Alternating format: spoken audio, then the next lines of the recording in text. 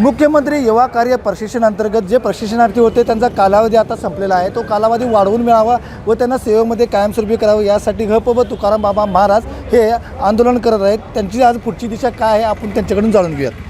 आम्ही आता सध्या सांगलीमध्ये आहोत। माननीय मुख्यमंत्री उपमुख्यमंत्री एकनाथजी शिंदे साहेबांना आम्ही सातत्यपूर्वक विनंती करत आहोत की मुख्यमंत्री वा कार्यपक्षी अंतर्गत महाराष्ट्रामधील जे मुलं कामावरती आहेत त्या मुलाला निवडणुकीपूर्वी जे अभिवचन दिलं होतं की ह्या मुलांना आहे त्या ठिकाणीच आम्ही काम उपलब्ध करून देणार, त्यांना रोजगार उपलब्ध करून देणार, अशा पद्धतीची भूमिका दिली होती।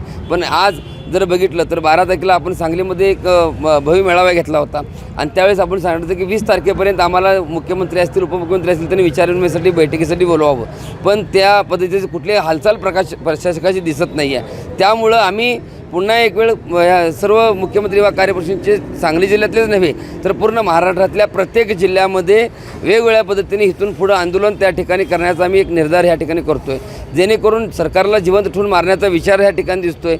जर एकीकडे जर बघितलं तर आम्हाला सांगितलं की त्या ठिकाणी आज विचारविनिमय बैठक होईल किंवा काहीतरी निर्णय लागेल।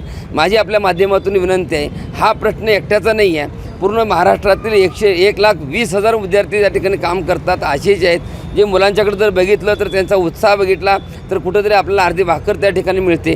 काही मुलं 20,000 रुपयेवरती कामाला होते, त्या लोकांना मुख्यमंत्री वा कार्यपरिषदेच्या माध्यमातून जेव्हा काम मिळालं त्यावेळेस ते मुलं ते काम सोडून पुन्हा त्या ठिकाणी मुख्यमंत्री 6,000 वरती 7,000 वरती 8,000 वरती ते मुलं कामासाठी आज बाहेर रस्त्यावर उतरले। पण आज 6 महिन्यानंतर त्या मुलाची जर परिस्थिती बघितली, पुन्हा तो मुलगा घरामध्ये बसणार, त्या मुलाचं लगीन ठरलेलं, लगीन मोडून जाणार, त्या विचाराने काही मुलांचे ॲक्सिडेंट झालेले आहेत, काही मुलं मृत्युमुखी पडलेले आहेत। म्हणजे अशा या गंभीर परिस्थितीवरती माझी प्रशासकांना विनंती आहे की ह्या गोष्टीला तुम्ही असं साधं समजू नका। हा फक्त उद्रेक जर ह्याचा निर्माण जर झाला तर पूर्ण महाराष्ट्रामध्ये प्रत्येक जिल्ह्यामध्ये कलेक्टर ऑफिसला देखील निवेदन मोर्चे त्या ठिकाणी इथून पुढच्या कालावधीमध्ये प्रत्येक जिल्ह्यामध्ये त्याचं आम्ही आयोजनचं नियोजन करतो आहे। पूर्ण महाराष्ट्रामध्ये ह्या विषयावरती एक वाचा फोडण्यासाठी, आमची व्यथा सरकार दरबार पोचण्यासाठी आम्ही वेगवेगळ्या पद्धतीने आंदोलनाचा विचार आता इथून पुढच्या कालावधीमध्ये देतो आहे।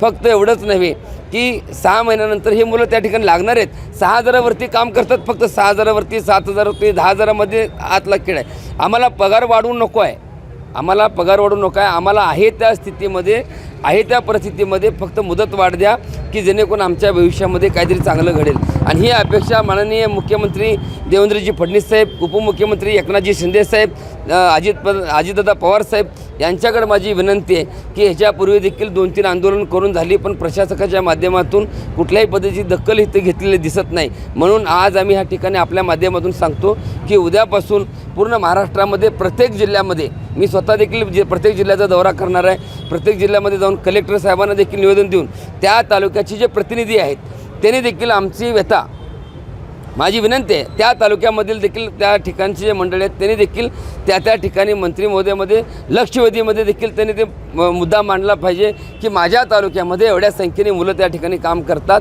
त्यांना त्या ठिकाणी रोजगार उपलब्ध झाला पाहिजे। यासाठी या एवढ्या एका गोष्टीसाठी प्रत्येक माणसाने त्या ठिकाणी सकारात्मक दृष्टीतून प्रयत्न करणं गरजेचं आहे। मी आत्ताच 2 मिनिटापूर्वी माननीय मुख्यमंत्री एकनाथजी शिंदे साहेबांची हे क्लिप ऐकले, त्यामध्ये त्यांनी स्वतः म्हणलेलं आहे की ते सकारात्मक आहेत, पॉझिटिव्हमध्ये आहेत, पण जेवढं पॉझिटिव्ह आहेत तर तेवढं ते आम्हाला लेखीमध्ये मिळावं हीच आमची माफक अपेक्षा आहे। निवडणुकापूर्वी प्रशिक्षणार्थींना जे अभिवाचन दिलेलं होतं ते अभिवादन पूर्ण करावं, नाहीतर जन आंदोलन उभं करणार असल्याचं ग.प. तुकाराम बाबा महाराज यांनी सांगितलेलं आहे। कॅमेरामन सुजितसह संजय देसाई, लोकशाही मराठी, सांगली। लोकशाही मराठी, ऐका, पहा, जागरूक रहा।